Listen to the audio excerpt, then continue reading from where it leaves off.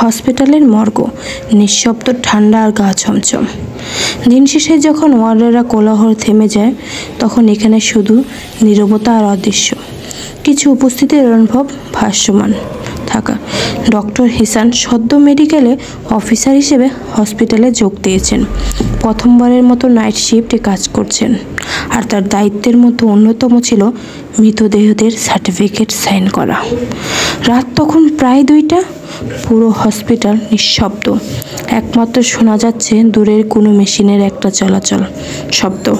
হিসান মর্গের দিকে এগিয়ে গেলেন। দরজার সামনে দাঁড়াতেই পাশ থেকে ওয়ার্ড বয় রফিক করে বললেন, স্যার, রাতে মর্গে একা থাকবেন না, দরকার হলে আমাকে ডেকে নেবেন, আমি দরজার বাইরে থাকি। হিসান আবার অবাক হয়ে বললেন, কেন, তুমি ভয় পাচ্ছ? রফিক মাথা নিচু করে বলল, স্যার, এখানে কিছু আছে যা চোখে দেখা যায় না, কিন্তু অনুভব করা যায়। হিসান মধুর হিসেবে বলল, ভূত পেতে বিশ্বাস করো? রফিক কোনো উত্তর দিল না, শুধু একবার তাকিয়ে দরজার বাইরে চলে গেল।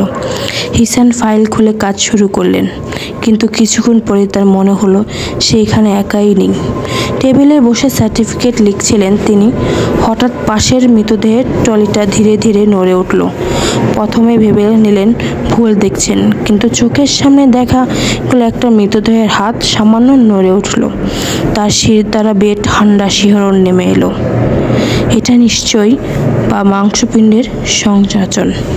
নিজেকে বোঝানোর চেষ্টা করলেন তিনি, কিন্তু তার ঠিক পরে পাশে স্টিলের ফ্রিজটা থেকে বিকট শব্দ এলো। হিসান চমকে উঠে ফ্রিজের দিকে তাকালেন। হাসপাতালের এই মর্গে বড় স্টিলের ফ্রিজ রাখা হয়, যেখানে মৃতদেহের সংরক্ষণ করা হয়। সে ফ্রিজে একটা দরজা আপনি করে খুলে গেল। ভিতর থেকে কুয়াশার মতো ঠান্ডা ধোঁয়া বেরিয়ে এলো, আর সেই থেকে একটা ফ্রিজটি আওয়াজ শোনা গেল, তুই কি এখানে নতুন, তাই না? হাত পা অবশ হয়ে গেল হিসানের, কিন্তু তার আতঙ্ক তখনও চরমে পৌঁছালো যখন দেখলেন ফ্রিজের ভিতর থেকে একটা মৃতদেহ ধীরে ধীরে উঠে বসেছেন। সাদা নার্সের পোশাক পরা এক মেয়ে লাশ, ফ্যাকাশে মুখ, ফাঁকা চোখ।